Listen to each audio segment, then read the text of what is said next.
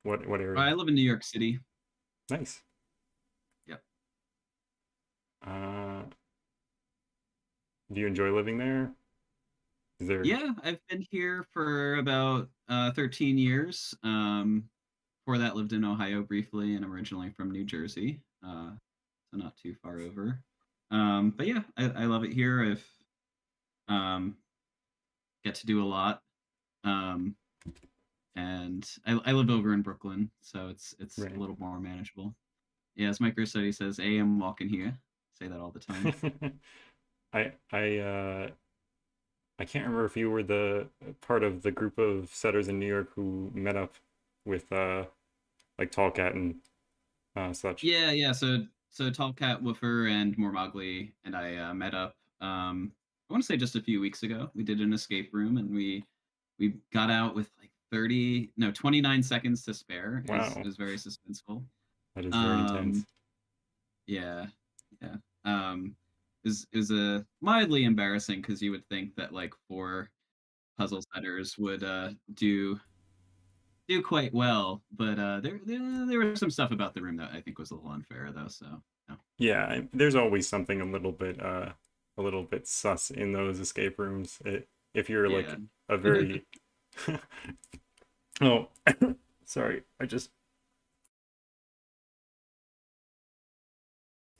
I muted Oh. myself for the stream, but you had to live through that.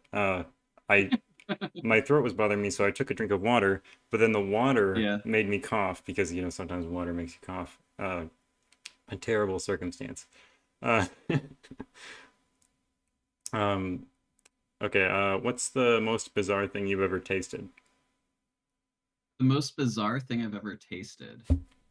Um. So. Ooh, that's a tough one. Um. I'm not a particularly adventurous eater. Yeah, Um. And I don't eat meat or dairy, so I feel like that cuts out a lot of strange yeah. possibilities, I guess. I'm trying to think of some like weird combinations that I've enjoyed. No, you know what I'm gonna say? The strange thing was when I was in college, I didn't know that what carob was, and I thought it was just chocolate. Oh yeah. Um, and so I didn't know any better, so I made a carob cake, assuming that I was just buying like chocolate chips and stuff, and it was disgusting. So I'll go with that. Isn't carob usually like a substitute for chocolate? I don't exactly know Yeah, what yeah. exactly it is, but I still don't know either. I think it's a thing that like dogs can have though, but oh. as opposed to chocolate, like there's some difference in the two. But yeah, Oh, is it um, like used for like dog brownies and stuff? Dog biscuits sort of thing? maybe yeah. I don't know. We Huh. can I can look that up later. I don't know. I guess yeah. Yeah. I'll look it up too. Do you have any hobbies or interests outside of puzzling, other than, of course, pesto? Yeah, yeah, yeah. So I enjoy cooking and baking a lot. Not as much as I used to. I think I feel like I acquired a lot of different hobbies over the course of the pandemic, and haven't been able to kind of follow through on all of them. But I took up rock climbing and skateboarding recently, um, like in the past year. One year, like a lot of my students got into skateboarding, and I thought about like when I was their age, I had always wanted to do that, so why not give it a shot? And I'm also really into board games. Which I would imagine the Venn diagram of people who are into puzzles and board games is, pretty Yeah, much one giant circle. But yeah. very much. I'll ask just so we can get it out of the way. What's your favorite board game right now? So I've very consistently had a group doing Gloomhaven for the past 2-3 years now. I think they might be watching the stream, in fact. My Gloomhaven crew. And in terms of less campaign kind of thing, one of my favorite games that I play a lot is called Quacks of Quedlinburg. It's a really fun one. And I'm also a big fan of Wingspan. I think it's just a really beautiful game and very like wholesome experience. Just you get to learn about birds as you're playing and stuff. Yeah, Um, definitely. yeah. I can hear the Is the roughs yeah, of the dog. is it especially loud or Oh no, it's not intrusive. It's just a little bit cute okay. sometimes. So it's not intrusive. Yeah. Okay. Yeah, I was telling me, Mister, before the interview that my dog is a giant baby, so at one point I really need to have him sitting on my lap to calm him down. So we'll see how that goes. I'm sure they have no objections to that. So Yeah. uh, are you more of an outside or inside person? I would say inside. Yeah, a lot of my hobbies are inside. You know, especially right now when it's cold and rainy, Yeah. there's not a lot to do outside here. So, yeah. Uh, what's your favorite fruit?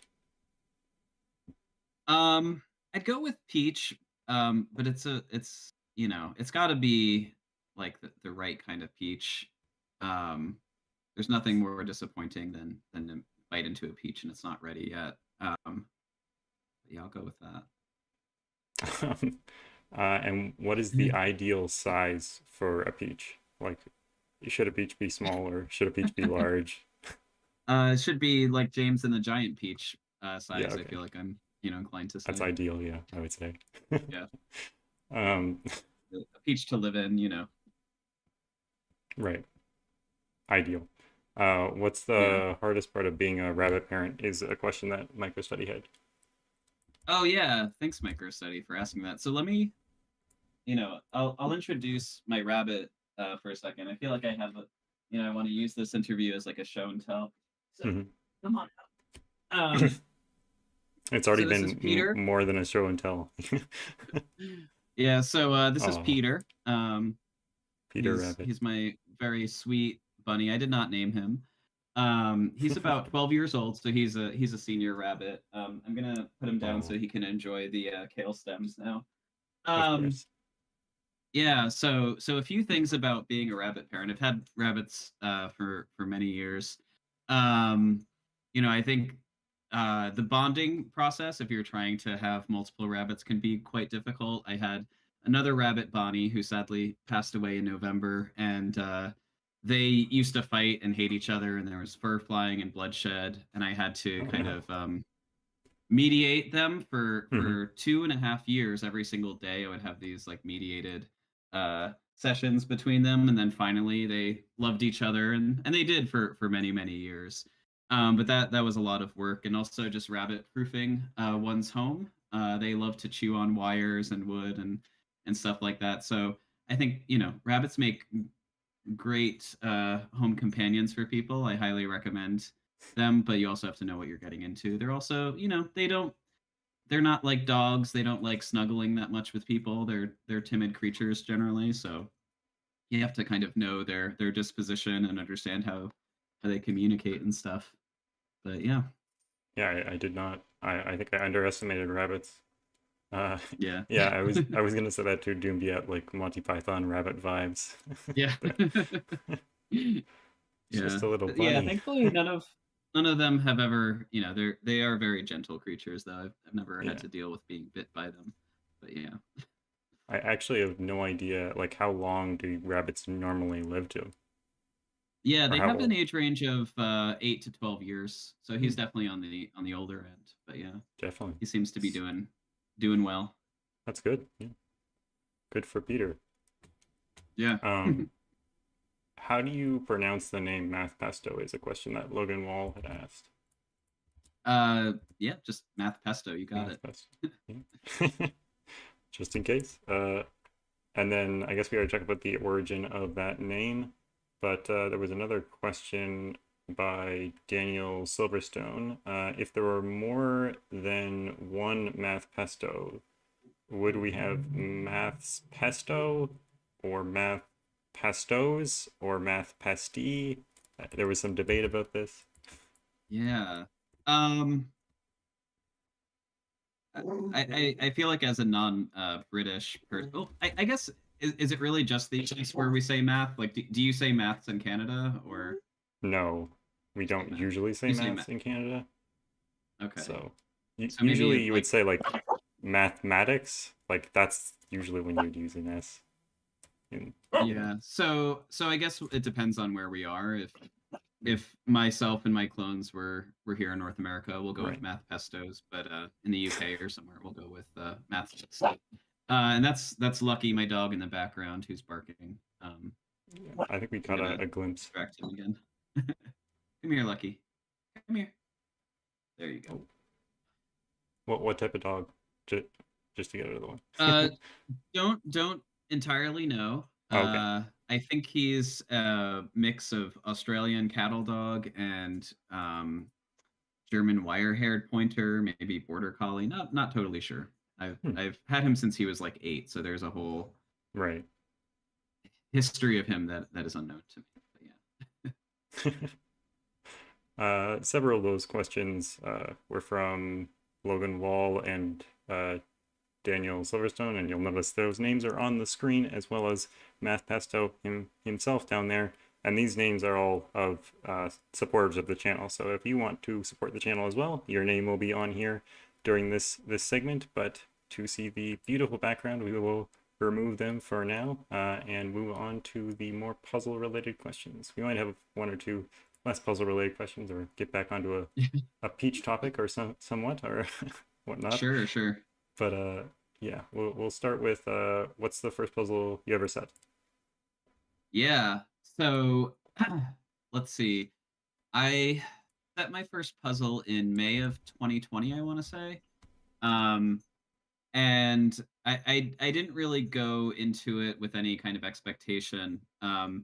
Basically, I had been watching CTC since the beginning of the pandemic and was really blown away by the puzzles that I had seen, and kind of just resigned myself to the fact that I'll stay on the solving end of things. And then um yeah, at the end of the school year, it was a really rough year for the pandemic as well as other reasons, and we had the kids do this project about resilience, and they would create something to kind of represent how they've been dealing with the pandemic. And I wanted to model that for them. So I was thinking about, kind of where I found solace and what brought me joy during these Mhm. rough times. And I thought, this is my chance to actually make a puzzle. It's going to be for my students, and that's my intended audience. So it was not a good puzzle by any means. It was,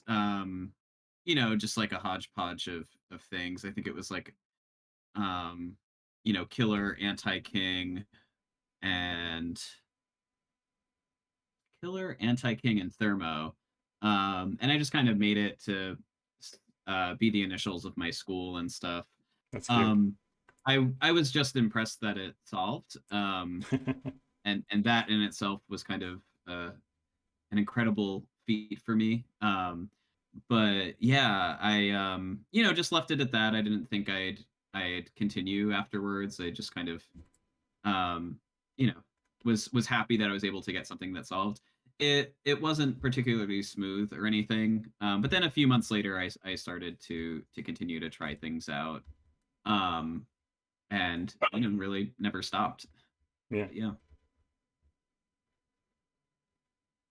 for sure. So you started watching CTC at the beginning of the pandemic, you said? Had you already been Yeah. sort of had you solved puzzles before or Sudoku before? Or... Yeah, so I think, when I first started teaching math, I was, you know, having puzzles as opportunities for my students as, just challenge work or whatever. So I was into doing Ken, which was basically like killer, Right. and Kakuru and a few other kind of mathy uh, puzzles that I would, do with my students. And I always had like Sudoku books and other kind of similar puzzle books growing up, um, but not as ever kind of like a regular activity or anything like that. And and I also had never really been exposed to just, I guess, like really high quality puzzles. I think that a lot of what I was getting before was very much just computer generated stuff without any particularly interesting deductions or I think a lot of the websites I was looking at times was Killer Sudoku, where the entire grid was filled with Right. cages. There was really like way too much information. So yeah, I just remember early on the pandemic just getting a YouTube recommendation for it was probably one of the early miracle Sudoku puzzles, I guess, at that time. And the clickbaity title, whatever it was, definitely drew me in. And then I watched a few more videos, watched a few more, and then I once I built up the vocabulary and stuff, I started to solve on my own. It's wild now to think about things like I saw one puzzle and just saw that there was an anti-knight constraint, and I had never played chess, so I said, oh no, this is too complicated for me. I don't know what a knight's move is. Or like there was a thermo puzzle that I remember seeing, and that seemed like beyond me. So I kind of took a while for me after watching these videos to solve. And then I really probably was about a year or so of solving before I actually started to set my own stuff. Yeah, it does take a while sometimes, especially if you have like, I don't know, doubts or imposter syndrome or whatnot. Did you mostly Yeah. when you were solving like solve the CTC features, or did you go out and like try to find puzzles on like LMD or like GM puzzles or whatnot? Yeah, no, for a while my approach was literally just solving the two puzzles a day that CTC put out every single day. Yeah, Um and then yeah, watching the video afterwards. And then I actually started setting first before I got onto LMD and started seeing more puzzles. And I'm obviously very much appreciative of all the work that CTC puts out, but obviously they can only put a spotlight on so many puzzles. And it's been great to get involved in the Discord community and go onto LMD and just see just the wide array of what's out there. And yeah, definitely. Yeah. Um, had a point and it's just out the window. How long did it take you to get your first CTC feature after you started setting? yeah. So, let me. Okay. So there's an interesting story there, and I also know David R had a question about any puzzles that I wish I could do over, and there are many, but the one that immediately comes to mind was my first feature as well.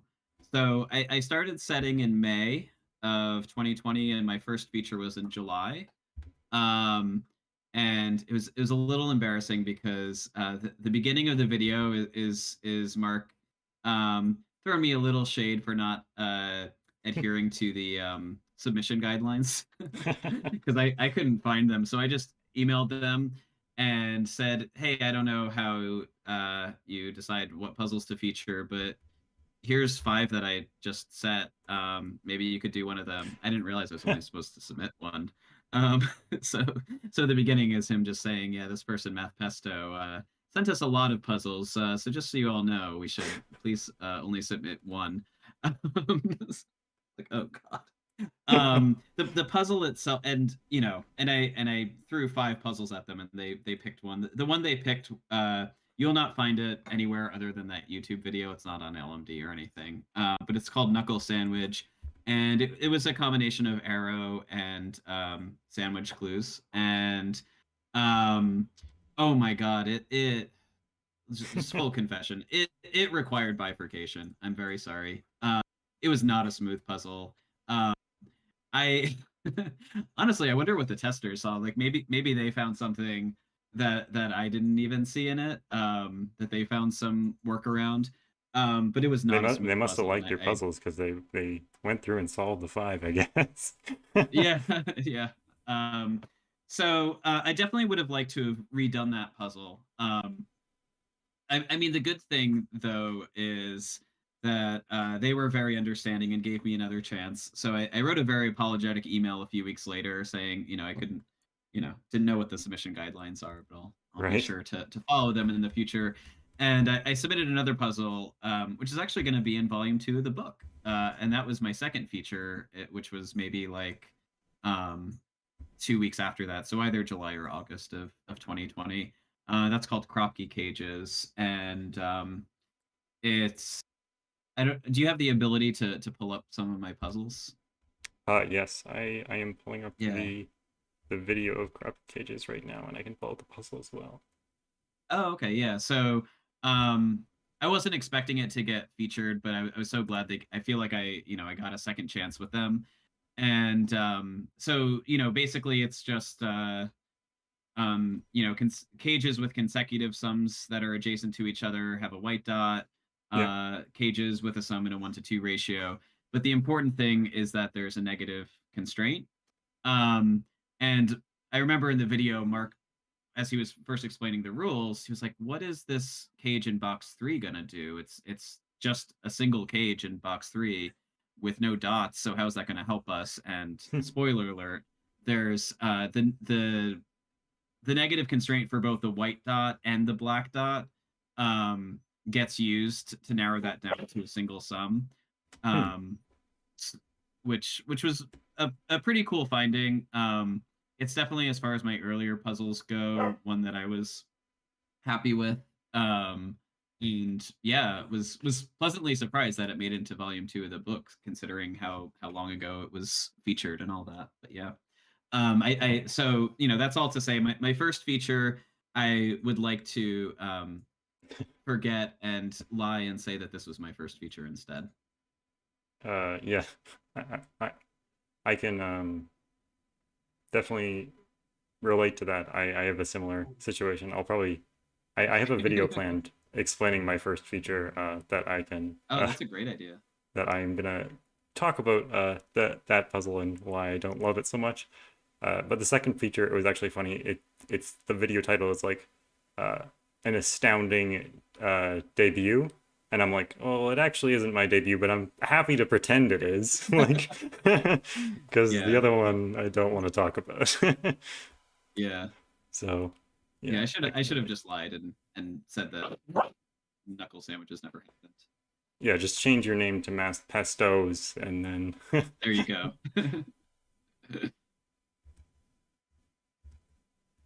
yeah. So, how did it feel? I mean, at the time, did it still feel like amazing to get a feature, even if it was Knuckle Sandwich and it wasn't? Did it feel like the puzzle wasn't worth a feature when you were watching the video, or is that more of like a um, looking back on it sort of thing? it's slightly more of a looking back, slightly also upon reading the YouTube comments on that video that which I don't know why I did that. I am generally smarter than to read YouTube comments. Generally people in this community are very kind. But yeah, I think one of the things was someone said like the setter of this should be ashamed of themselves. It's like, oh, Oh but no. and I was like, but they did use the correct pronouns for me, so thank you for that at least. If you're gonna, Yeah. you know, throw me shade, um, but yeah, I think just as I developed a you know better sense of what makes a good puzzle, you know, I think I saw the many flaws in that in Knuckle Sandwich. Um, I also, and this may be a thing that comes up later too, but when I first got into setting, beyond that one that I made for my students, it was Nell has a great. I think that's an Onion article name in the chat. Anyway, um, Yeah. what was I going to say? Oh yeah, so when I first started setting, admittedly it very much was with the intent of getting a CTC feature, which I don't think was the healthiest approach. And now when I Yeah. set puzzles, it's because it's stuff that I enjoy. It's stuff that I think some random person will enjoy and everything. And it's not about because I think then I had this preconceived notion about what it means to make a puzzle that would be featured on CTC, Right. and I wanted to make something brutally difficult. And I have to say that my initial reaction was delight that I forced Mark to solve such a long video, which I guess by today's standards is an hour and a half is like basically average now for one of theirs. But at the time it was one of his longer solves, and I saw that as an inherently good thing. Right. And looking back now, I can see that that's not true. But I definitely was in this mindset, like, okay, I don't want to have any given digits because that's impressive. I want to have as few clues as possible, and all of these things that in my mind made a good puzzle, but feel a lot wiser now having solved and set so much more. But yeah. Yeah, I feel such confirmation from hearing so many setter stories that like at the beginning, thinking that you want a CTC feature is generally unhealthy to the setting process, which was my theory before I even started interviewing setters. So I'm glad to have that confirmation in terms of difficulty. I will say, I will say, I don't know how exactly to kind of categorize the generations of setters. Right.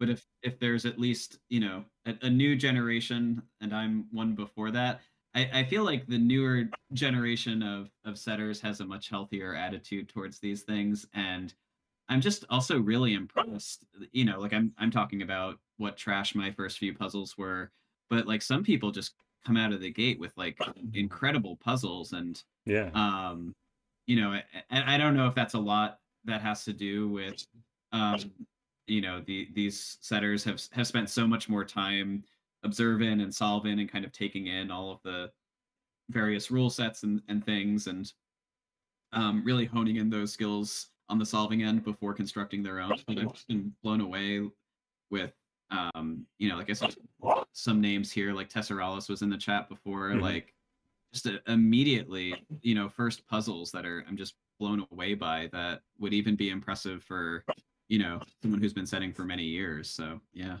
Well, Tess also has some puzzles she should be ashamed of, so it's okay.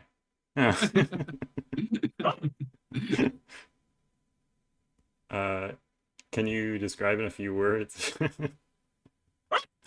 Say that one more time. Can you describe in a few words what your setting process is? Like, how do you go from a concept of a puzzle to a finished puzzle? Yeah. So, I'm not one who just kind of sits down at my computer and is like, okay, let's think of a puzzle. Oh, Tesseralis, you're semi-retired. Well, I hope you come out of retirement. Yeah, so a lot of my ideas happen when I'm walking my dog, or when I'm trying to fall asleep, or I wake up in the middle of the night. And it often starts with a what if type question. And I just kind of play it out in my head as much as is possible with my brain. Nothing like too elaborate there, but just some key ideas. And then I'll sit down on my computer and play around with a few interactions that I think might be interesting. But I feel like I always want to come to the computer with an idea already in mind. And so a few examples, maybe I could just cite a few and you can pull them up. So if you could go to take 5, this was the first time I participated in one of Zeta's great setting challenges, and this was the 5-list challenge, which was really great. And I remember when I initially heard it, feeling like that was beyond me as a setter to create something. I think the only premise was just create a puzzle, not necessarily even a Sudoku, but without the digit 5 in it, as we Zeta is a known 5 hater.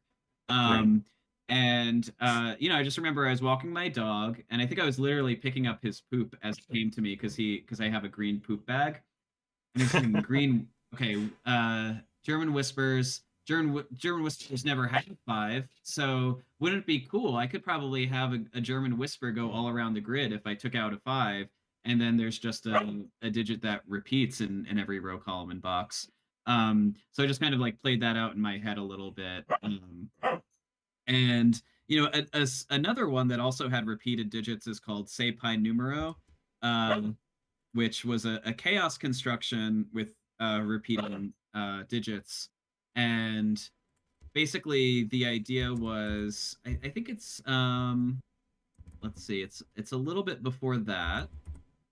Oh yeah, you could just pull up that spreadsheet. But basically, it just started with the premise. What if I used XV, but if I allow digits to repeat, wouldn't it be funny if an X could be joined by 2 5s? And it was just kind of like a funny little gimmick. But then I thought about like, well, I could also make that a chaos construction. And there's a lot of ambiguity here too. So there's a lot of X's or V's. And you see there's like way too many X's for it to actually make sense. But then the other element of this that I enjoyed is what if I made a chaos construction where the size of each region is unknown, because you could have digits appear once or twice in each region. So you could have a region with, I think this was a 1 through 6. So you could have a 6-cell region, you could have a 12-cell region, you could have something in between. It made setting quite difficult, but I like to, come up with ideas that will draw someone in, because upon first glance, the grid just looks impossible. If you are, adherent to, conventional rules. Another example was, and actually I'll talk about that one later, because there's going to be some questions about collaboration later. There are other times where I solve a puzzle that I really love, and I want to do some kind of homage to it. So I think the most obvious one was after I did Jay Dyer's deconstruction. I was just blown away by that, and it's wild because I feel like you could think about this like with films too, where you kind of take for granted where something originated from, and you see so many versions of a thing, but it really does take me back to think about my solve of that puzzle, that I really just was, and it also just propelled me forward as a solver. Like it challenged me a bit. And I said, I wonder if I could choose something like that. And to be honest, at the time, I didn't know if I was capable as a setter.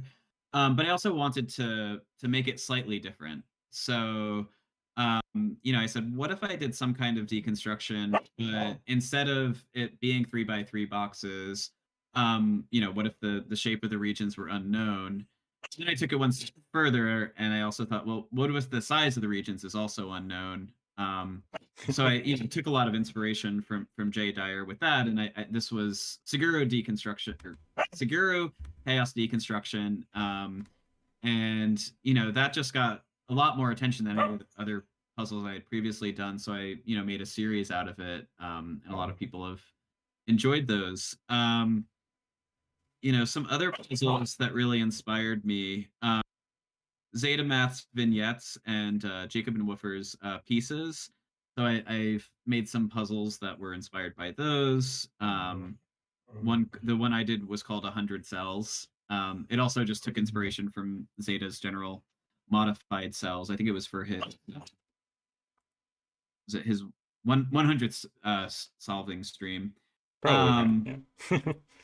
Yeah. And I think in general, like the setting challenges have been really good for helping me.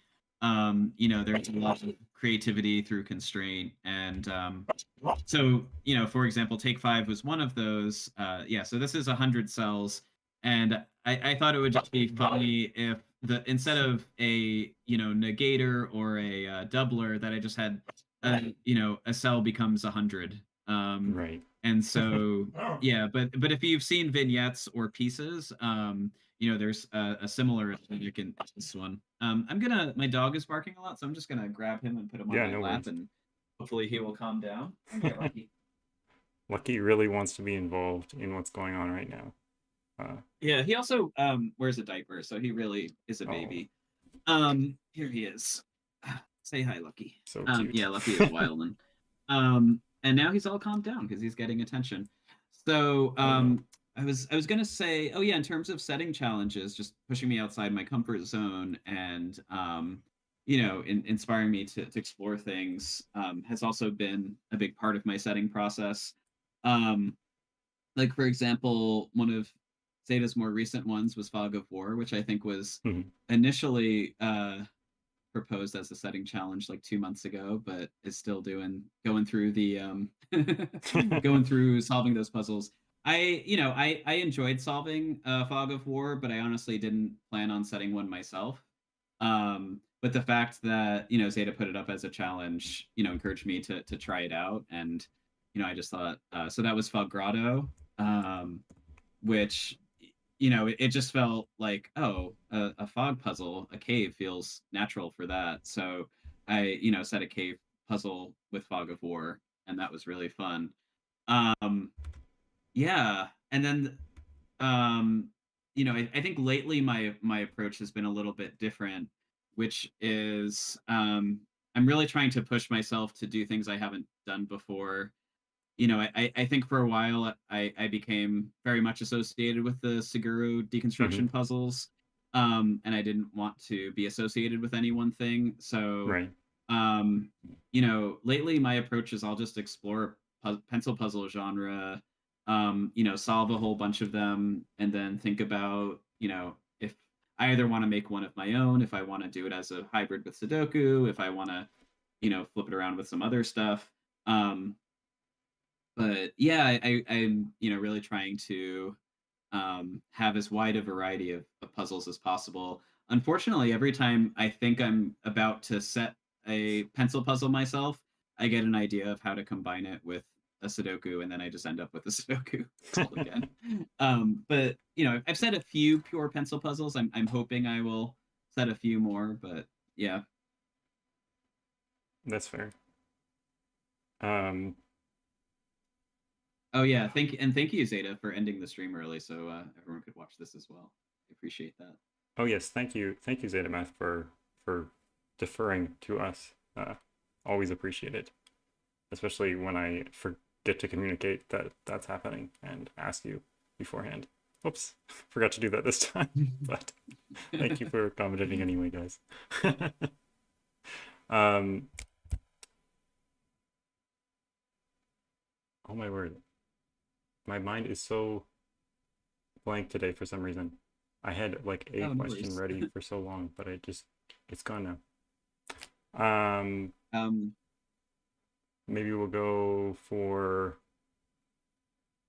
talking about back when we were doing like months ago when we were talking because we've actually talked before in an interview kind of setting in the what was it called, the testing community discussion, and you had mentioned that you had created about 50 puzzles before you had started getting your puzzles tested by others. Is that right? yeah, something like that. Yeah. And Um, that's just mind blowing for me. yeah, I tested them myself pretty Right. thoroughly. But it was, I think there were a lot of parts of my trajectory as a setter that I would not particularly recommend. Like I mentioned earlier, just kind of going in with the sole intent of a CTC feature, stuff like that. And it took me a while to really figure out how to kind of plug into the community. I had never used Discord before, so I was kind of wary of getting involved with any Discord servers and stuff. So I just tested my own puzzles for a while, and for the most part, didn't even make them for an audience. I guess aside from the hope that they might get featured by Cracking the Cryptic, but Mm. um, I think there was a huge shift in my standards as a setter once I um, started having them tested. And I think also in conjunction with another piece was, I don't do this anymore, but for quite a while I was writing a full step-by-step solution guide to my puzzles. And I mean to the point of, um, literally every single step, like, Right. and then row 1 column 2 gets a 3. Uh and that was really, really helpful for me. I don't want to do it all the time now because it's so tedious. But it really forced me to legitimize the solve paths, which testing also did. Um, like I feel like when I did my first puzzle of Knuckle Sandwich, I didn't really have to justify any of it to anyone. Right. I could shroud it in mystery and pretend there was something deep going on that wasn't there. But writing through these solve guides, I'd read them back, and if I read a sentence that just sounded like utter garbage to me, it's like that, I'd be like, well, yeah, if it sounds ridiculous when I write it out, then it's not probably smooth, and it's not something that's fair to expect solvers to be able to see. So it really helped me like hone in on that, like, okay, and obviously that's the intended solve path. People are going to notice other things, but for myself it's really important that I'm going into it where I can feel like I can stand behind most, if not all, of the steps involved in solving this puzzle. Yeah, and I noticed that you have those in the catalog that I briefly showed on screen, and I looked Yes. to see how many of these detailed solution guides you've written. It's over 50 solution Oh, guides, really? I didn't which know is that. Oh insane. my God. Uh, Yeah. s- Yeah, I haven't so done too yeah, many of those recently, but yeah. For anyone new to setting, I'd highly recommend it. It's been really helpful. I also used to post those on Logic Masters to help people, but I've since stopped doing that. But I love it when people will message me on Discord and asking for help in my puzzles. That's always really fun. right. And it is good. The other reason that it's been really helpful for me to write these solve guides is I have a pretty terrible memory. So if I were to pull up one of my puzzles from maybe 6 months ago, I'm not going to remember how to solve it. I might remember some of the key parts, but having that solve guide has really helped me quite a few times where people would reach out. Like Belsita has been going through my whole catalog, and they're like, hey, how this puzzle that you made a year and a half ago, I'm at this step, what do I do next? And I can just pull up a solve guide and be like, oh yeah, okay, that's yeah, I would never have remembered that, but sure. Of course, you just do, yeah. You look at the solve path and then you look at the next step and then that's what you do. That's uh let's go to a viewer question. So Sure. DJV had asked, how do you go about making a puzzle with a defined theme like the thing with the shape of Antarctica without constantly breaking it towards the end? Yeah. If you could pull up the thing. Yeah, of course. So for those of you who aren't familiar, firstly, the thing is a cult classic, John Carpenter 1982 film. It's one of maybe my favorite film, if not, then definitely one of my favorites. And it was just around Halloween. I actually made another horror movie based puzzle. I've started getting into more thematic puzzles recently, but this is definitely the one I'm proudest of. Um, and I just loved the movie and wanted to do something to kind of recreate the experience. There's a the Thing board game, for example, and I love when there are board games that are able to emulate something in a film in Right. a different medium, and I wanted to do that with puzzles. So I kind of set myself out to think about what are some things that are absolutely necessary to include in this, um, that were fairly immutable. So, for example, the shape of Antarctica, that really dictated so much of what would happen later on in the puzzle, because I really wanted to keep that. And then naturally, because it's gonna be a blue line, so I might as well make it a region sum. That just felt natural. And then there were some thematic elements that seemed to fit with the theme and would kind of add to it. So, well, I should probably do negative numbers. I should add a thermo because this is Antarctica, so that made sense. Um, and I wanted something visually, and this is one of those cases where the aesthetics informed the puzzle more than some of my non-thematic puzzles. But I really wanted that image of the green asterisk capturing the UFO crash landing that also reflects the cover of the um, of the film. Um, and then I thought about having some kind of element to a story, which naturally feels like a solve path where you have to escape from the abandoned outpost to a helicopter to safety, like in the film. Right. And for a while I was really trying to force it to be geographically accurate. So I was doing some research about the film where and looking at the book that it was based on and all that. Okay, like where exactly Antarctica is the outpost and where is the helicopter? And I think I was able to find out those locations and approximate it on the grid, but it didn't make for a good puzzle. I was like, I think I'm allowed some leniency with the locations of these things. You were just worried Even about though they didn't. someone commenting on the YouTube video saying these aren't geographically representative of the location of the outpost from the book or movie.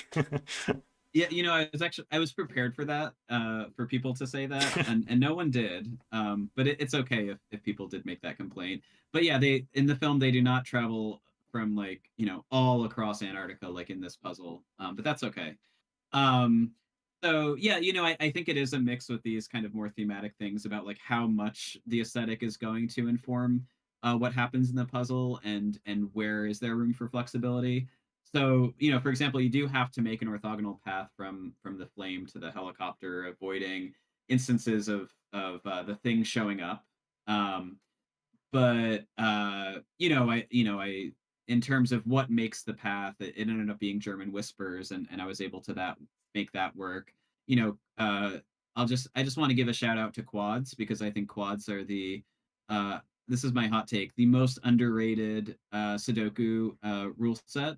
I really love them. I feel like they're like just a more coy version of given digits. Like if you don't want, if you're not quite into given digits, but you want something that's sort of like that, but just a little bit weirder, do some quads. I really loved that. I'd like to see them more.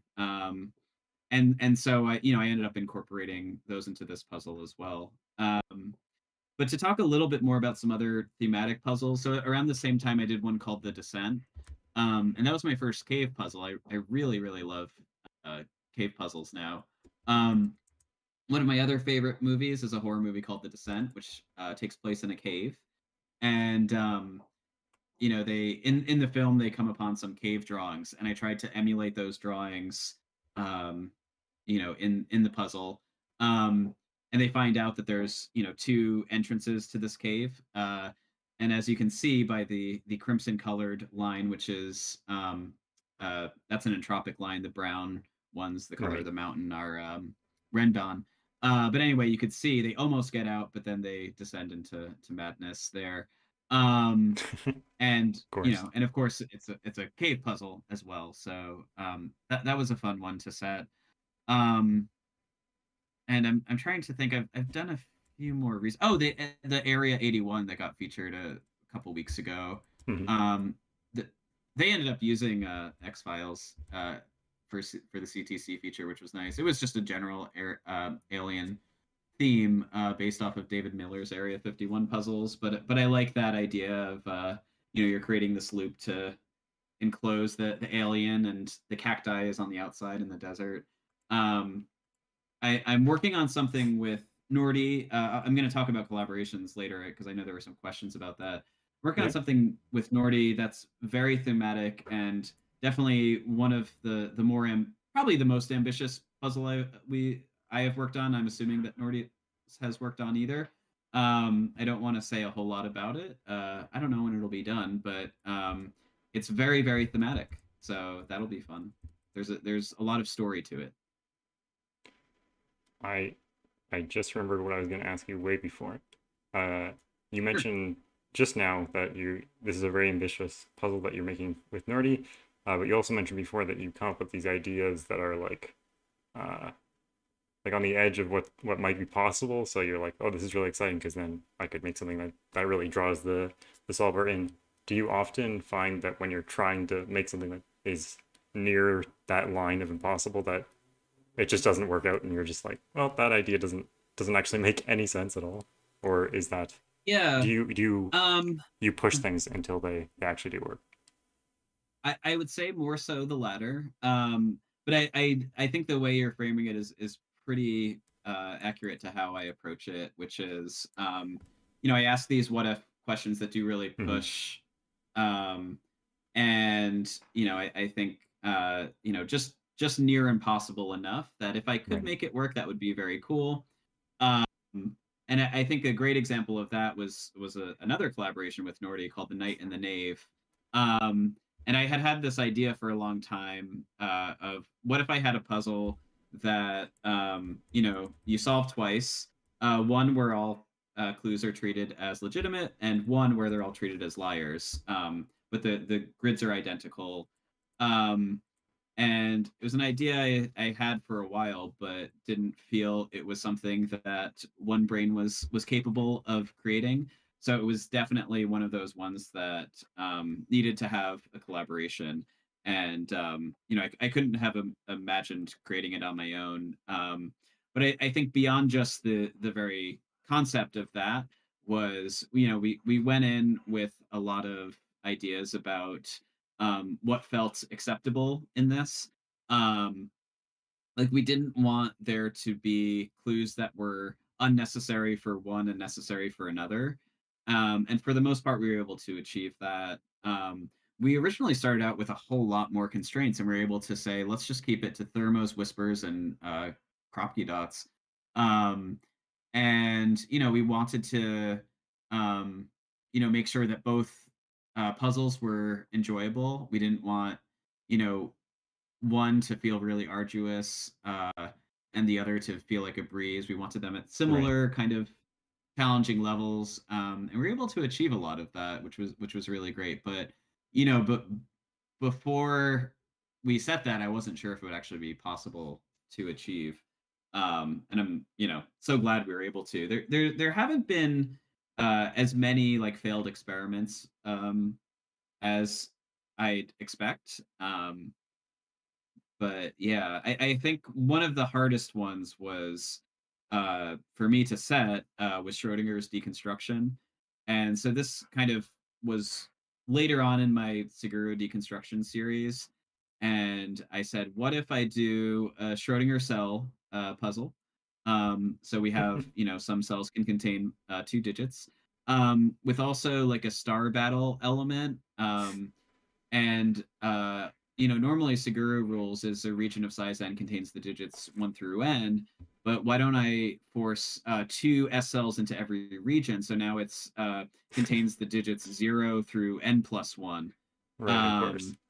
Um, and yeah, it just broke constantly. I didn't think it was going to be possible, and I did ultimately need to resign myself to one thing, which was I wanted exactly 2 S cells in every row and column, and I changed it to at most 2 Right. because it I just could not find it. So sometimes I make those little compromises in terms of like pushing what's possible, but it's amazing what has been possible. And I think like something that I've been thinking a lot about the setting process is I feel like there's this spectrum of experience for me where sometimes it feels like a very amicable relationship with the grid, and it's like this dance. Right. And then other times it feels like this fierce battle with the grid where I'm just cursing at it and trying everything to make it work, and it's this very violent thing. So Schrodinger's deconstruction was definitely the latter. Hmm. That was like one of the extremes of just an absolute battle with that grid. A star And battle, a if you more will. recent haha, exactly. And then a very opposite example is on the other extreme is Country Whispers, um, which is it's an irregular 6x6, and it involves country roads, which I have really been enjoying lately. And if you pull it up, you'll see it's a very very minimal grid. Yeah. Um, it's got a square and a circle. And the square means the sum of the digits on the country road, and the circle is the number of digits on the country road in those regions. And then the country road is a whisper, so in differ by 3 or more adjacent digits on the loop. And um, one would think that that would take a lot of time to set, and it didn't. Wow. Like I and that I like I'm not saying that as a testament to my ability as a setter. I think it was a lot of serendipity. Like I just happened to pick some really good region shapes, and happened to start with some good locations. I probably finished making this in an hour, and I think it originally contained like 2 additional circles for a while, and then I realized, oh, those aren't even necessary. A similar one is a toll, where this was one that I really thought up in my head for a while, and it was also like a loop puzzle, but I wanted some kind of twist on it. So you have cells either are on the loop, outside the loop, or inside the loop. And then there are a few more constraints, like no, 2x2 area uh, can all be the same type, and all cells outside the loop that are adjacent to each other have a German whisper property. All cells inside the loop have a German whisper. Or I can't even remember. Yeah. And again, you can see a very very minimal grid. Indeed, yeah. And this was another one where I initially just kind of started with a proof of concept to see if it was actually possible to create something with these constraints. And again, I think that given 5 wasn't there initially. And there were maybe 2 additional color circles in it. And I barely had to do much revision. It was kind of wild. And it's one of those cases where it really was like the grid was just like doing so much, Right. that I felt like it was, I wasn't having to do as much, and that's definitely the more amicable, lovely dancing with the grid, as opposed to beating it senselessly like Schrodinger's deconstruction. But yeah. Definitely. Uh, let's go back to your collaboration with Nordy, because we've been dancing around that a bit. So Sure. Woofers FG had asked, what was your collaboration process like when you worked on a puzzle with Nordy? I know you worked on a couple, or maybe even 3 puzzles with Nordy. So what was the process like between the two?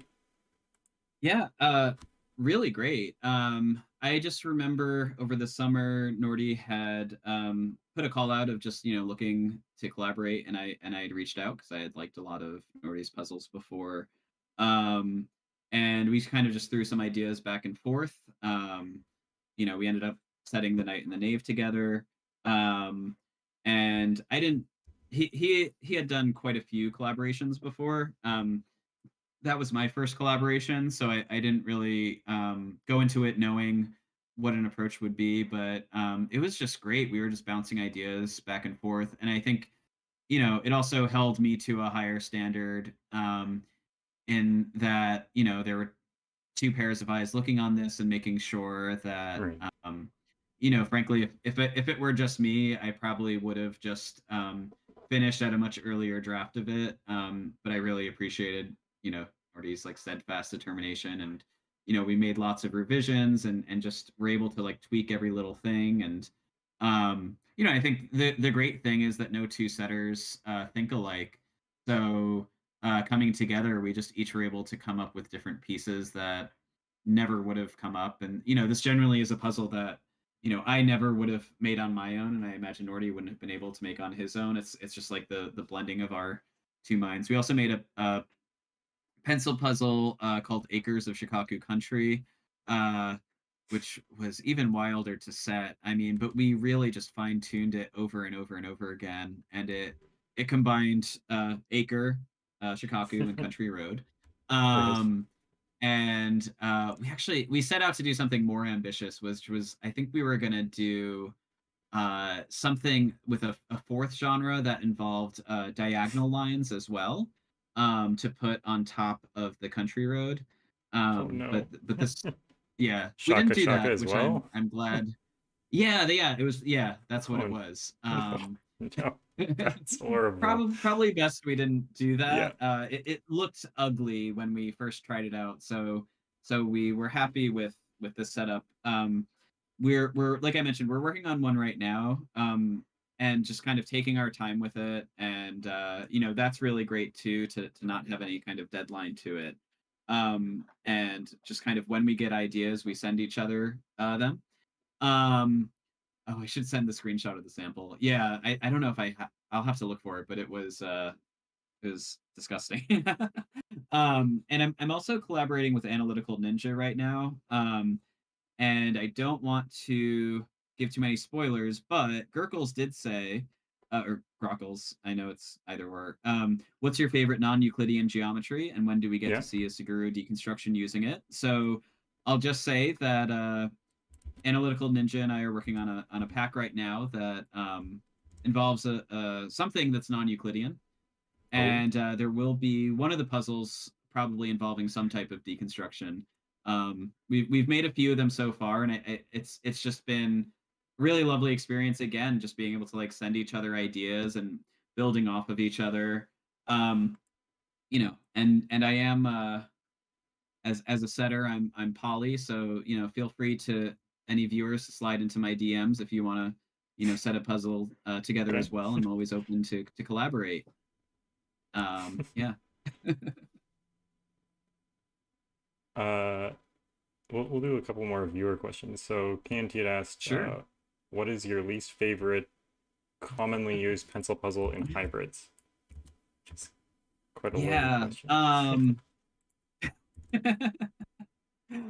I saw this question and I couldn't think of a good answer because I try not to be too much of a hater when it comes to like specific genres or rule sets or anything. There are definitely things that I can chalk up to being like, yeah, this isn't for me, but I can respect that other people enjoy it. Um, yeah, yeah, I feel like maybe KNT is like setting me up to a trap, so I get in trouble for saying it. Um, I think the first thing that came to mind is like on its own, I haven't found Slitherlink to be particularly um like innovative. When it's combined with other stuff, I like it though. So I don't know. I But I almost know feel bad for saying that I like Slitherlink. Like it feels like people hate me if I say that.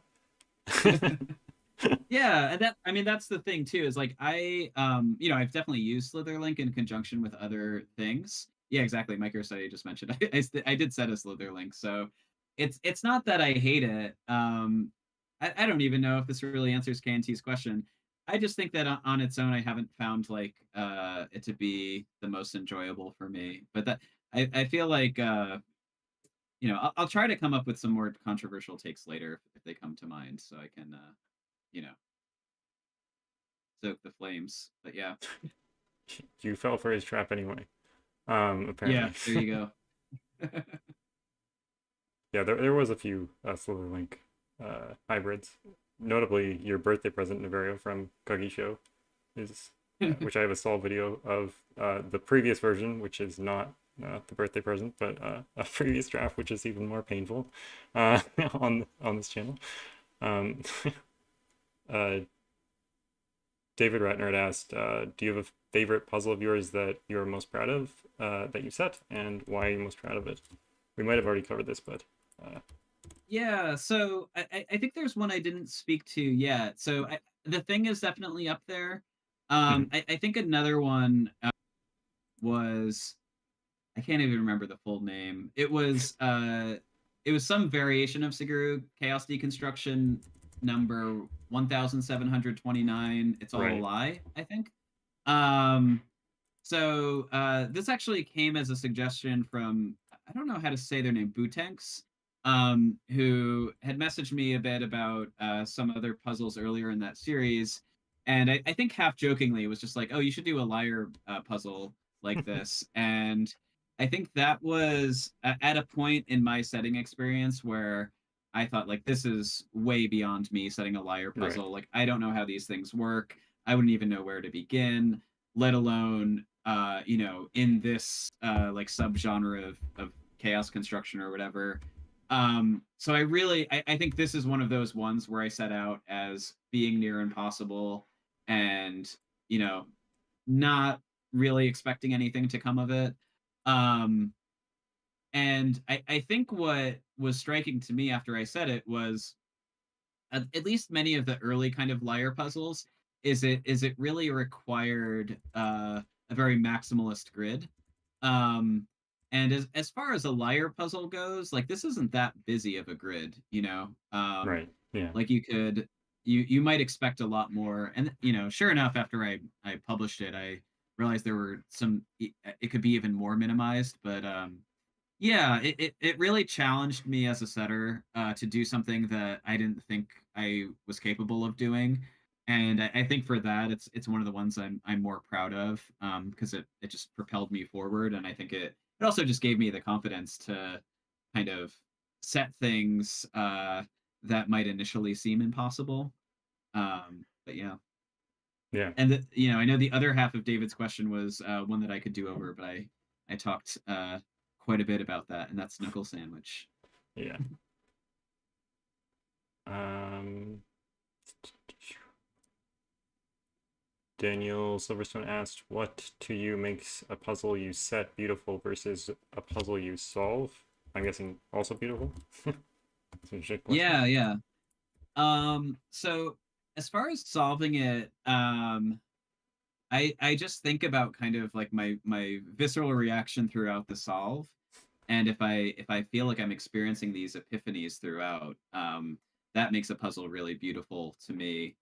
Um, so I'm just thinking, like, Nordy's Snowballs was featured by Mark yesterday. When I first looked at that, it was just really like, oh, okay, this is a new rule set that I have to kind of tinker around with first to see how the things interact. And then once you figure that out, it's just these constant epiphanies. I think another one that comes to mind that I solved somewhat recently was Doom Diot's Philomeno, called Therm oh god, Thermo Sudoku Logically, or something to that effect. I think there were more syllables in it. But just another, and actually, Mixo, sorry if I don't know how to pronounce your name, made me a birthday puzzle recently that was another Philomeno that involved region sum lines. And it was just one of those puzzles where I was just constantly trying to, like, wrap my brain around how the puzzle works, and then just the conclusions that could be drawn from the way these rule sets interact just Mhm. were beautiful to me. So if there's an original rule set or a twist on an existing one, or I think of, like, also Navario's arrow puzzle from a while back. I can't remember the title of it, but I remember Navario was challenged with doing it a pure arrow puzzle, but not using any kind of the conventional logic that is used in it. And I thought that was another handshake. Yeah, I Right. thought that was another just beautiful example. Something that makes a puzzle beautiful to me is,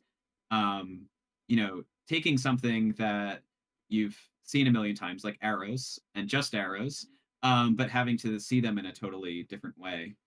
Um, I think I can be mildly superficial. So, like, sure, aesthetics can go a long way. If something looks pretty, I'm definitely drawn in. So I can see, like, in the corner of the screen is DDR, that I Yeah. that I had made. And I just I just thought that was really pretty, the way the different chevron shapes were kind of oriented in different ways and different colors. And that's I'm not beneath having just aesthetic beauty. Also though, minimalism, sometimes if it's not something that results in really grindy logic, but if you look at a grid that's very bare bones and like I'm seeing like Flipperal in the chat, like 178 was an example of Yeah. that. Of just looking at something and saying, how is this possible? If on top of that it's actually a smooth solve and somewhat approachable, that makes something beautiful to me as well.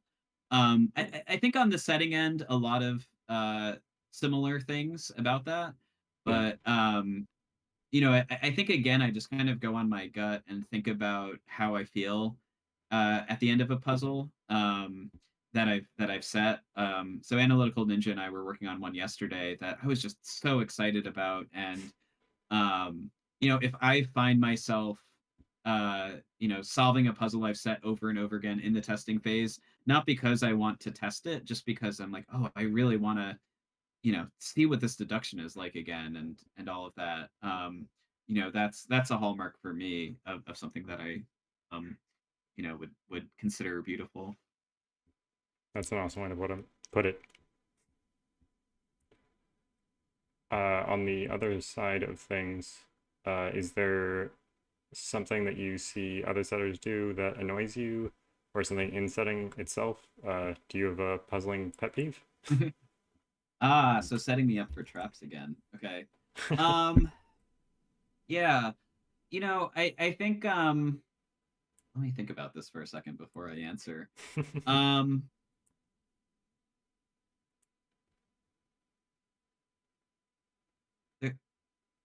It's hard to say, and I think one of the reasons is I remember you had a conversation recently on the channel where people were talking about ratings and beauty and stuff like that, and I'm definitely in the camp of people who, if I'm solving a puzzle and I don't like it, I don't really finish it. So a lot of my ratings are disproportionately high because I'm only bothering to continue with those.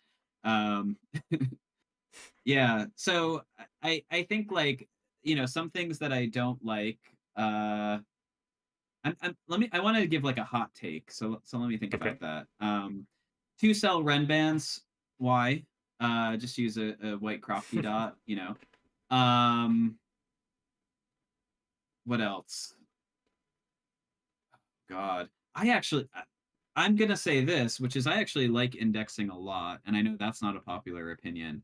Um, I don't mind disjoint if used properly. Um, like, there's not a particular rule set that I particularly hate. It's just a matter of, did someone execute it well or not. I've definitely done puzzles where disjoint was a nightmare, but I've also done puzzles where I love German whispers, but I've done those where they're a nightmare as well. I think my call out will be to myself as well, so I can kind of um admit my own fault in this, but what I had mentioned before about kind of uh conforming to expectations about what makes a cracking the cryptic feature rather than Right. doing what you enjoy. So I've definitely been guilty of that in the past. But I think just having these preconceived notions about a good puzzle is a really hard one, and a bad puzzle has given digits or this or that, and so I think it's less about any one type of puzzle so much as the messages we kind of internalize about what has to make something an inherently good or bad puzzle. So hopefully that's a safe enough answer that I'm not gonna get called out by people. I don't think anyone's gonna come for you. No, I think Okay. the two cell Renbang upset people the most, to be honest. Sorry about that. Yeah, they like those apparently. Yeah. And that's the other thing, is I've probably done those myself. Oh So yeah, I you know definitely I'm have. sure I'm a hypocrite. Uh, Okay, you could probably see it on the screen right now. So uh, sorry. I yeah, take you, it you back. can actually see one just right there. Yeah. uh, Okay, so Sure. Actually, there's two in that puzzle, and one of them is even horizontal. So Is no okay. So I was excuse. gonna say like you could get away with diagonal, but if it's No horizontal, excuse. then yeah, I'm a massive uh, hypocrite. I apologize, people.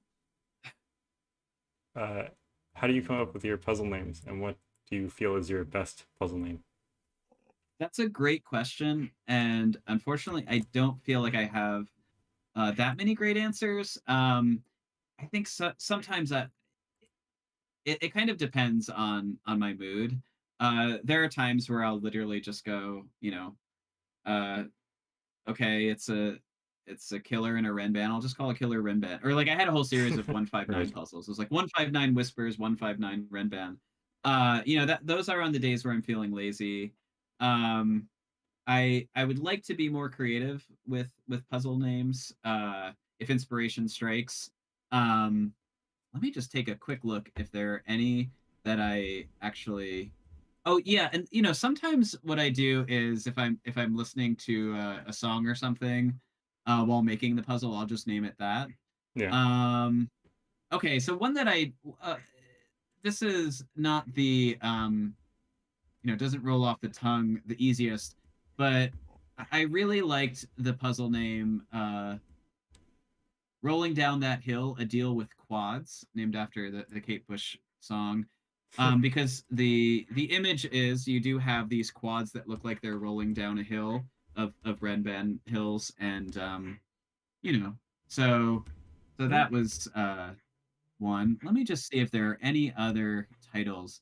I feel like the titles that I'm proudest of are ones that people suggested to me.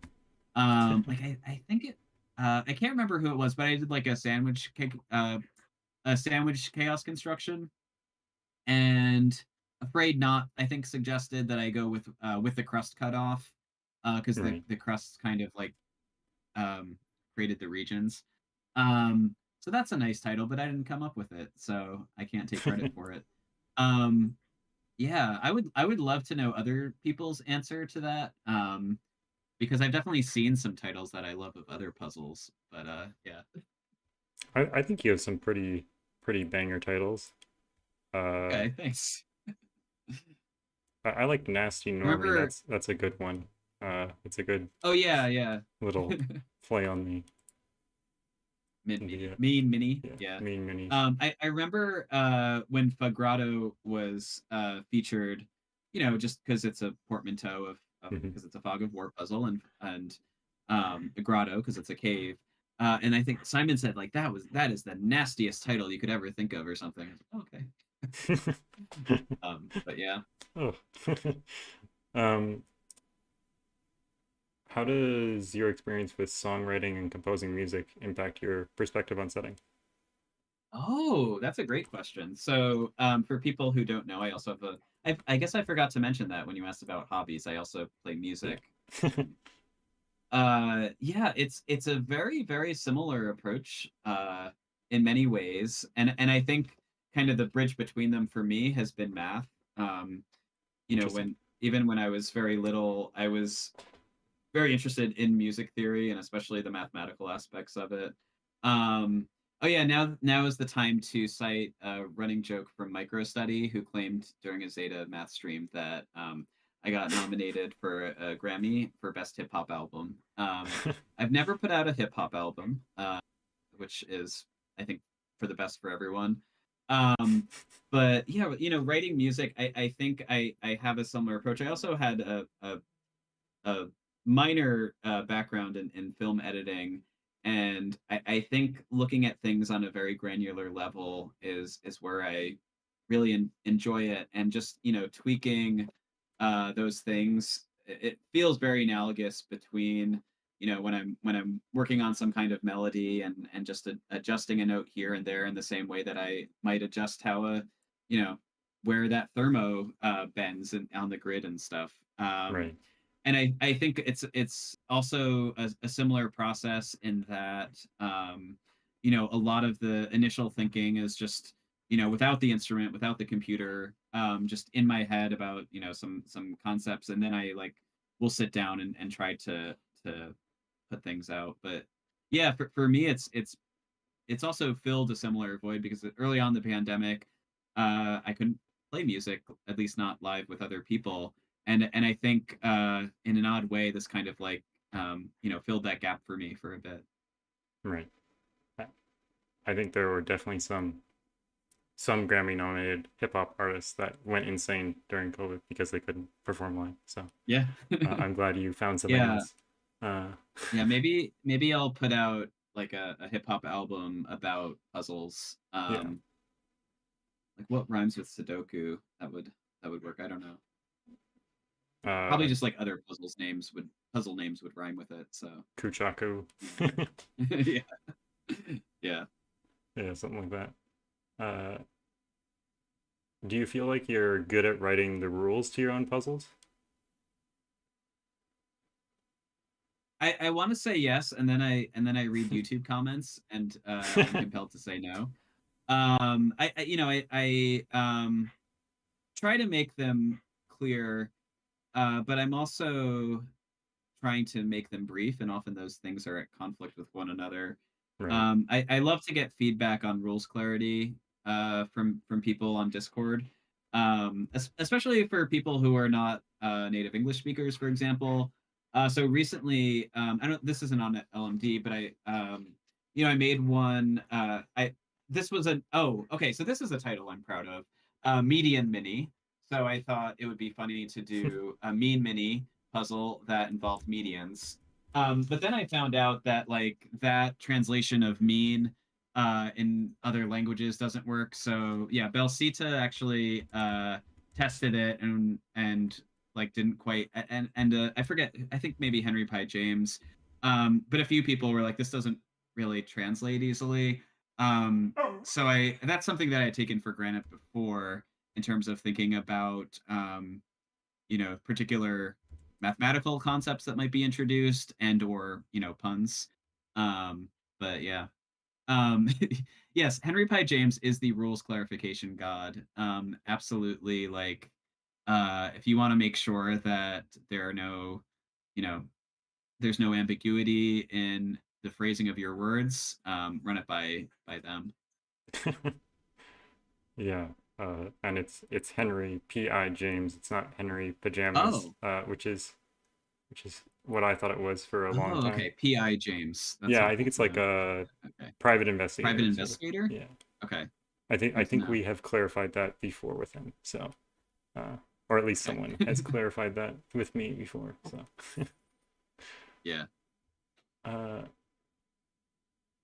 yeah, but sorry, what was I gonna say? Are there any specific setters that you normally solve from when you're like looking for inspiration or just normally solve like everything from someone? Ooh, lots of people. To the point that I'm afraid I'm gonna miss um out on some names, but some that come to mind is like, so because Nordy and I collaborate on puzzles, we often test solve each other's. You know, Belsita, Directionary, Christo Christonet. When we were talking earlier about like the next generation of setters. I know they've been a solver for a while, but like their first few puzzles I've just been blown away by. Doom Diot, Tallcat. I'm just kind of looking through my solve list right now of people whose puzzles I really liked. Mixo, I think is another like very new setter who's like putting out amazing things. I love me some Rocky Rower as a fellow math teacher, of course. Jay Dyer, I often get inspiration from. Um, J40 is someone else who just started recently putting out puzzles that they've set after having solved for a long time, and they've been incredible.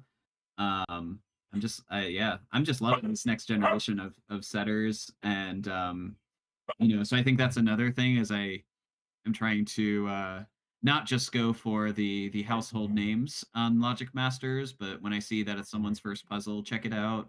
Yeah, for sure. Or if it's someone putting it up and testing for the first time. But yeah. Yeah, I'm honestly surprised how fresh the new generation is, as you're saying, is because I would sort of expect some newer setters to sort of almost remake old ideas and like not even realize they're like just making something that someone has basically made the exact same thing before, but it's completely like fresh and it feels like really new. So it's awesome. Yeah. Yeah. Oh, and also Jacob and Woofer. I should mention Right. I love all of their puzzles too.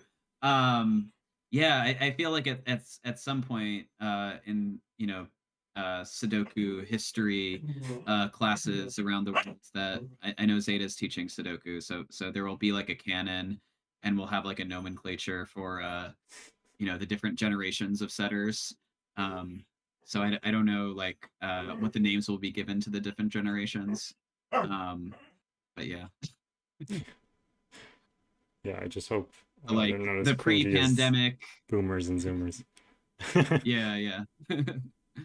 But I feel like it is interesting to think about like pre-pandemic setters and then people who kind of came onto the scene early on in the pandemic and then the like most recent generations that span a year. That's the other funny thing is I feel like we talk about like experienced setters, experienced solvers, people who and all of that. And we're often talking about people who have like been doing this for a year, which in Yeah. any other field would be absurd. Like, oh, you've been playing, your instrument for a year. You're definitely not going to be like the household name of Yeah. greatest cellists in the world or something like that. So it's amazing how, how quick people pick up on these things and just take it and run with it. But yeah. It's honestly crazy when we interview like Prasanna or someone else who's been like doing this for a very, very long time and like before CTC even existed and they're like Yeah. 7 years. I'm like, whoa, that's Yeah. a bit Yeah. comparatively. Okay, let's Yeah. ask. I mean, it's also Yeah, just go ahead. just interesting to think about like I don't know, the way like technological advancements in history, how, you know, uh the exponential growth of things. And I feel like there's an analogy with puzzle development as well. For Whereas, sure, yeah. most puzzles that exist today couldn't, you know, like let me think of an example. Like we could say Dyer's like deconstruction walked so that X puzzle that's like a million times crazier than that could run. Like there's no way I would have done a Fog of War that was a cave doubler killer Fog of War if like there already wasn't like a breadth of puzzles out there that already explored the doubler phenomena and like the Fog of War and all these things. So it's just incredible like how quickly things are building off on each other. And what wasn't possible years ago is they've often joked that like soon we're gonna see a time where like the nine puzzle will be like the example puzzle to demonstrate the basic concept of what will become the standard like 15 by 15 grid Yeah. or 16 by 16 or whatever. I feel like S cells are like the flip phone or something, and then doublers are like the iPhone, and my Absolutely. generation was like, these are amazing, and then the doublers came along and just like a Yeah, for sure. lot better in terms of everything. So why don't we specialize in a single variant? If you had to choose only one variant or puzzle type to set forever, what would you Oh choose? God. I know I've seen so many of your interviews before with people, and I know this is a question you ask, and I've always thought about it and couldn't come up with an answer. So I'm gonna say the first thing that comes to mind, which is German Whispers. Yeah, I mean, I think those can be pretty cool, and depending on the size of your grid, it could change what the difference is. Um, there's some interesting stuff with it. I may think of a better answer later, but I'll go with that for now. Okay. There's actually some recent German Whispers puzzles that surprised me. I thought I was sort of done with German Whispers, and I was like, there's no new logic, but there was some recent stuff that was very interesting. Yeah. So Yeah, I mean, Zayden had the one that, didn't have any givens and just had the negative v constraint that allowed it to resolve with, you know, without any other kind of way to disambiguate. yeah, I think Lucky uh, is getting feisty again. But okay, what's a question that you want to be asked, and what's your answer to that question?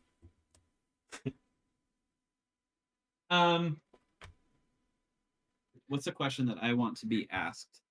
Um, I feel like most of the ones were already asked. I think I'd love to just be asked about, what's a puzzle that you really fondly remember? Mm-hmm.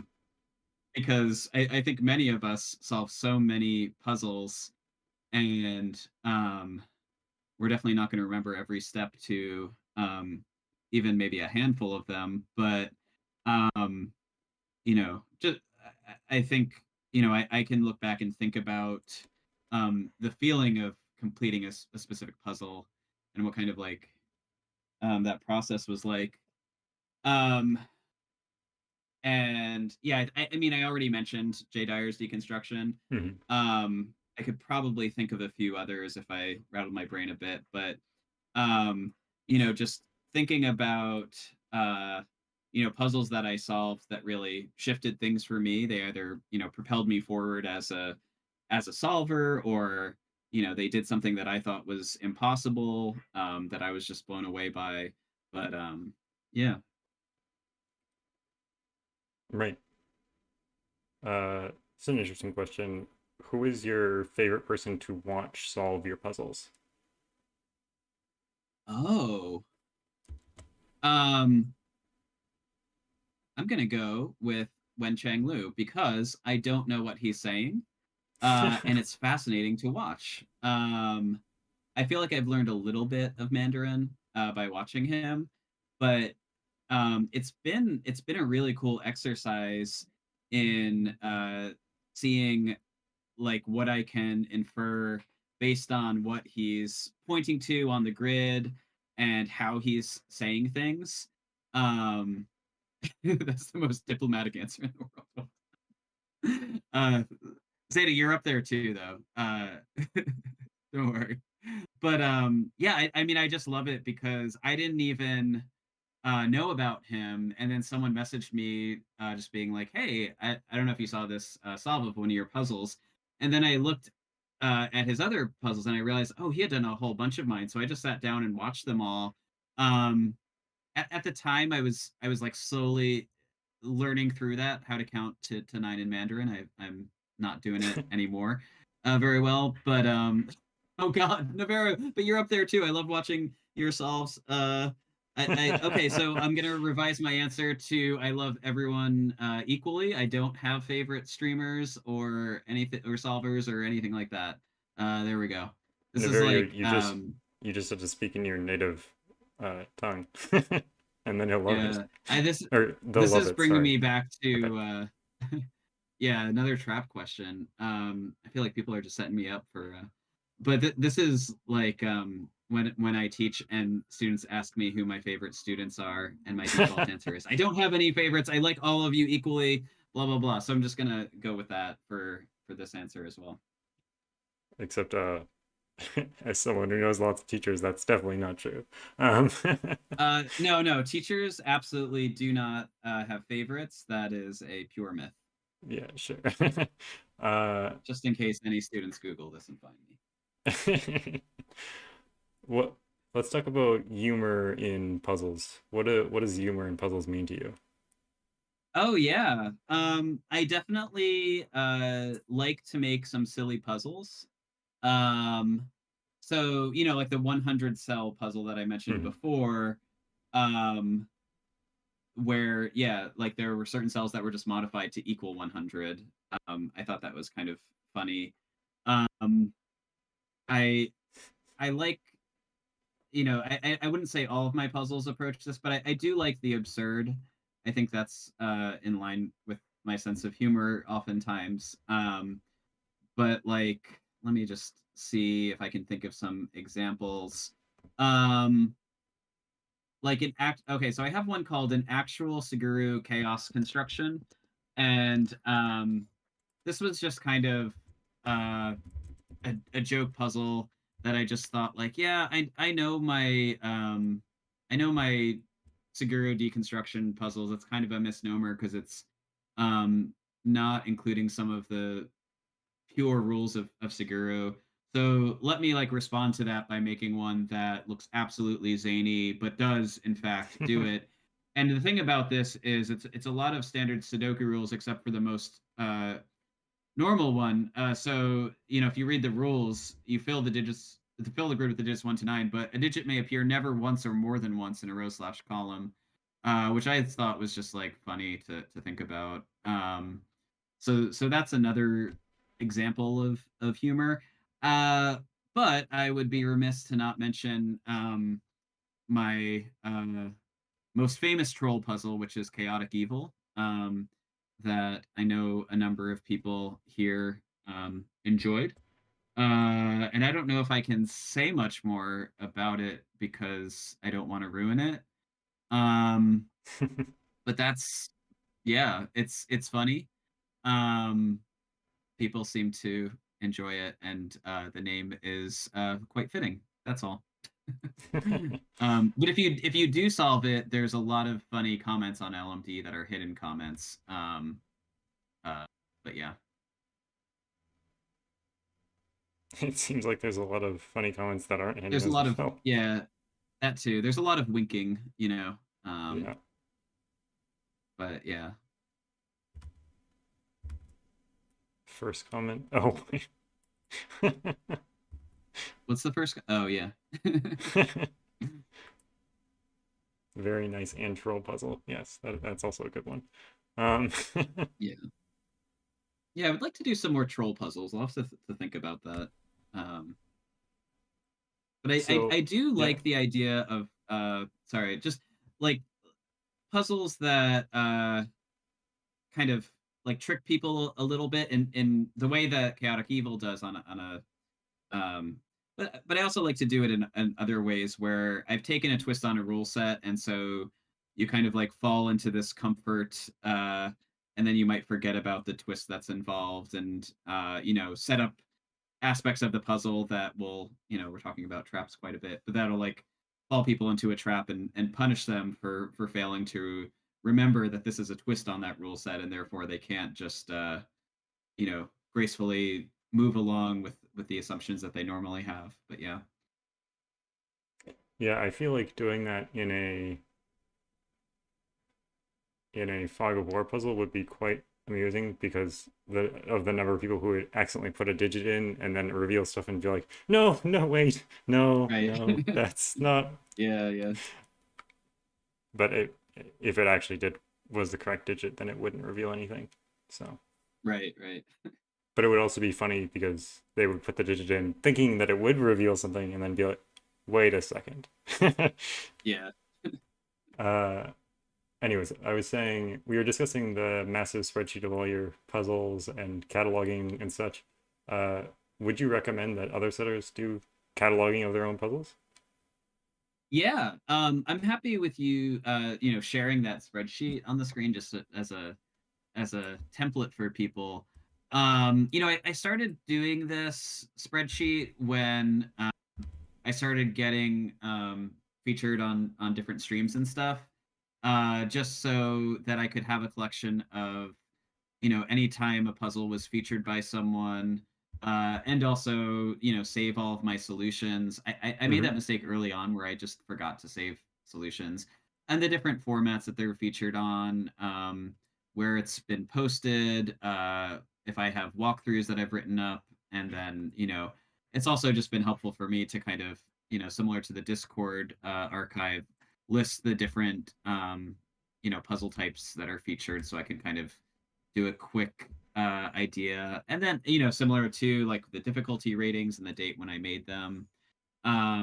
It's been really helpful to have it all in one place. For a long time I didn't, and I may have lost a few puzzles in the process, but yeah. And this sort of relates to, I guess, Nivaria's question. He says you're one of the setters of the largest catalog on LMD website with more than 100 puzzles set, and I guess 132 in this catalog here, and have been setting for 1.5 years now. During this period, how do you feel your setting style has evolved? And has your priorities about how to set a puzzle ever changed? Well, we've talked a little bit about some of those, but do you have any other comments on that? Yeah. So my plan is next week I'm gonna publish 800 puzzles, so I can knock Richard out of the lead on LMD. Right, of course. Yeah. Big plan. I mean it's evolved.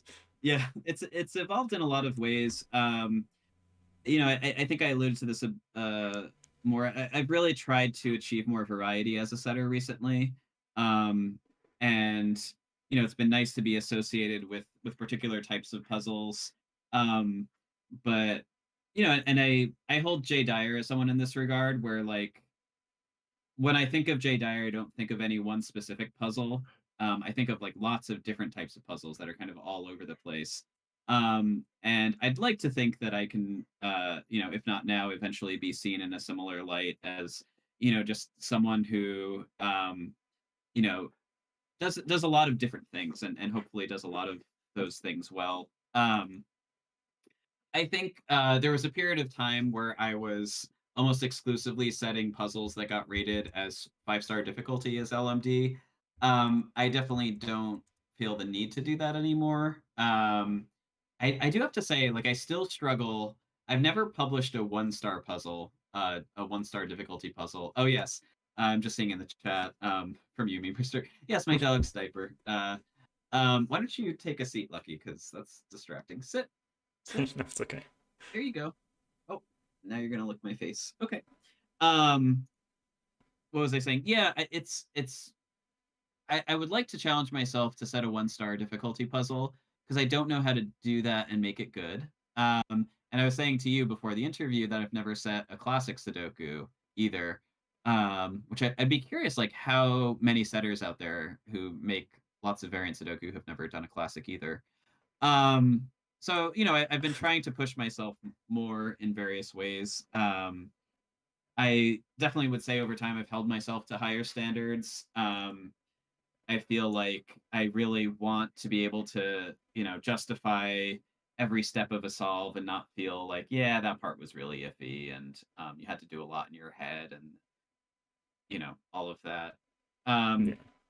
So like I mentioned before, with just more testing and solution guides to do that, and just being more rigorous about those things has definitely changed. I think I'm also at a place now where I feel like I've been featured by a lot of different people and I have enough puzzles out there that I don't feel like I need to put puzzles out there to like make a name for myself in a way that I maybe desired in the past. I can just make puzzles when inspiration strikes, which is really great, and put them out if I want to.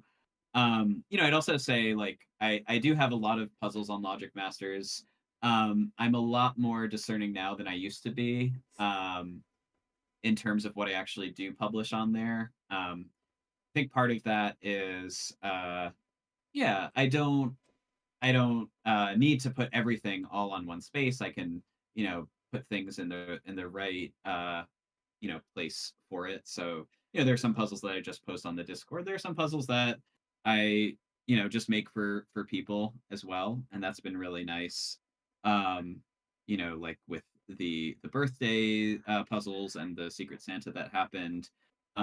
It's also been really cool to set puzzles for not just a specific audience in mind, but a specific person in mind. Yeah. Receiving that has also been such a beautiful thing. Um, but yeah, I just love to keep propelling myself forward, trying things that haven't been done, and step outside my comfort zone, and hope to keep doing that. Definitely, yeah. One one of the thoughts I had when you were talking there is uh, something I find really funny is when someone's starting setting and they say like, well, obviously, the first step into setting variant Sudoku is to set classic Sudoku. Hmm. Not really. Yeah.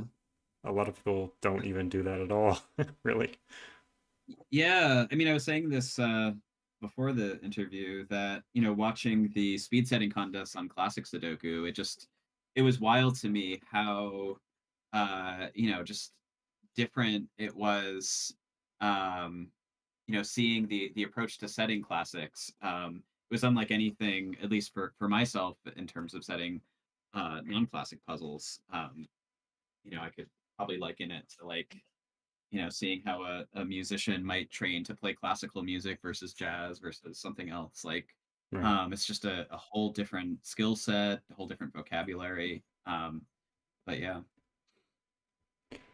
All right, let's do some rapid fire questions. So one answer the other as quick as you sure. can, or take a few minutes if you need to. Right. Okay. Local or global attractions? Local. Coloring or good living? Coloring. Something that's simple or something that's complex? Simple. Geometry or arithmetic? Geometry. Penpa or F puzzles? I might start as of like 2 weeks ago, I might start saying Penpa. But before then I would have said F puzzles. Yeah, I've been shifting, especially now that there is a Penpa to SudokuPad converter that has really changed the game for me. I was not aware of this, but I am full Penpa team. Oh, I Uh, will send it to you. we should do that. Sudoku or pencil puzzles? Sudoku. Chaos or order? Chaos. Calculator or abacus? Say that one more time. Calculator or abacus? Oh God. I guess calculator. Cages or lines? Lines. Arrows or dots? Arrows. To disambiguate a puzzle, a given or a clue? Say it one more time. I missed the first half. To disambiguate a puzzle, a given or a clue? A clue. I realize I'm now saying it into this mic, which is not the mic that you're hearing it from, which is Oh, okay. insane.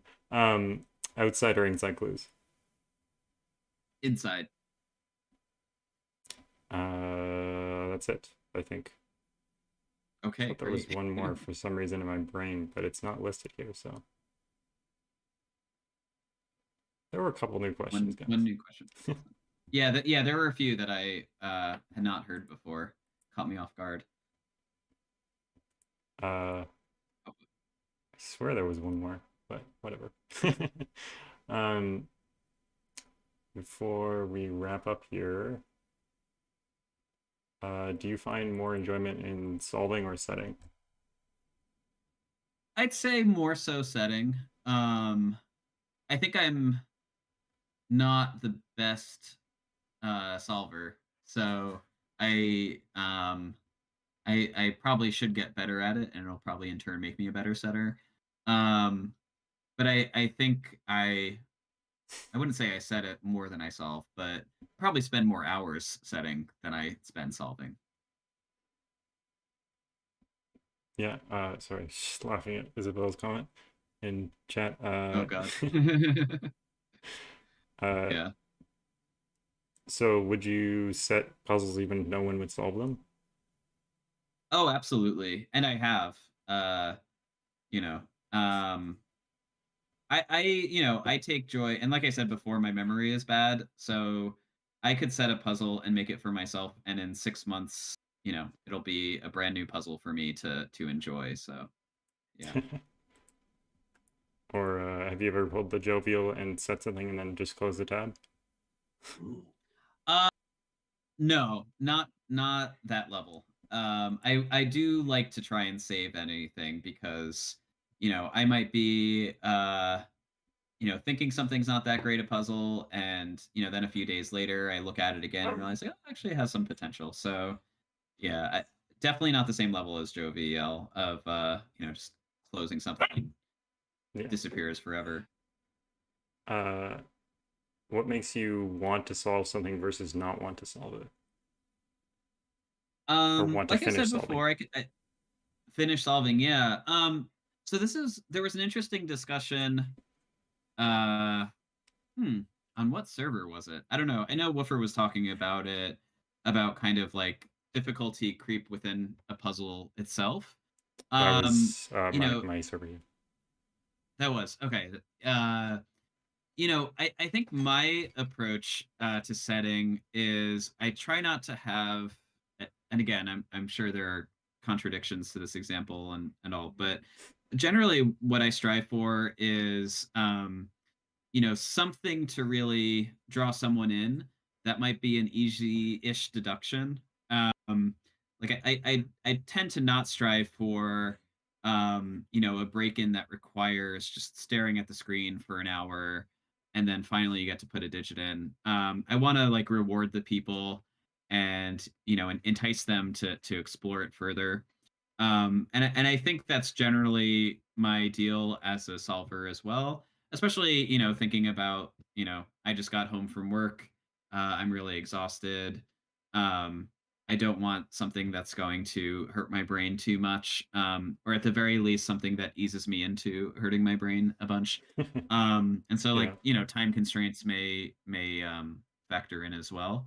But also I'm very much drawn into if just the concept of a rule set sounds really fascinating, um or yeah. So um I've really been enjoying, I've been on a real Philomeno kick recently. Hmm. So when I see that a Philomeno that's combined with some kind of Sudoku adjacent stuff, that's really appealing to me lately. um yeah. Just solve Jesper's catalog. Best phenomenos out there. Say it again. Just solve Jesper's catalog. Best That's phenomenos out true. there. That's true. KNT phenomenon micro study out. uh, all right, that is the time. That's 2 hours. So Oh thank you wow. so much, Math Pesto, for coming on. I think this was a really interesting interview and lots of interesting things that got brought up, and great kickoff to our first season. Yeah, I'm glad the bigwigs at the network decided to renew you for a second season. Right. Yeah. Hope it gets renewed for a third as well. Yeah. Hopefully. Oh, and I should I announce now the next setter? Yes. Go ahead. Go ahead. Okay, so the next setter to be featured in the series will be Glipperol, which I'm excited to watch as well. So when is a date set for that already, I believe? There is a date set. I do not have it up on YouTube yet, obviously. But the Patreon supporters, my Patreon supporters, know what date that is. So if you want to know, you can always support me on Patreon. But until then, until I get the thumbnail up and all that, then we will have that date. It's sometime next week. I'm trying to commit to a weekly schedule.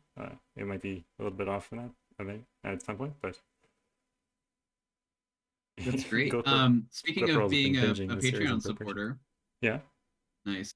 Speaking of being a Patreon supporter, if you want the recipe for this pesto, I'll post that there. I love that you're just eating the pesto And just as the pesto. yeah, I'll make some pasta soon to put it on, but I got a little hungry. Yeah. Yeah, thank you so much for doing not just this, but the series and your whole channel. I feel like it's really done so much to bring this community together and have lots of great conversations that weren't really you know happening in such a cool structured way. I really love these interviews and I'm so happy that I got nominated to be featured. So You can thank the network executives. yeah. But yeah, thanks for saying that. Yeah, absolutely. Appreciate And it. yeah, thanks everyone for coming out and watching and supporting and all that. like the stream if you enjoyed, and have a great rest of your day, rest of your weekend. Bye, See you, everyone. everyone. Bye. Lucky saying goodbye. All right. We are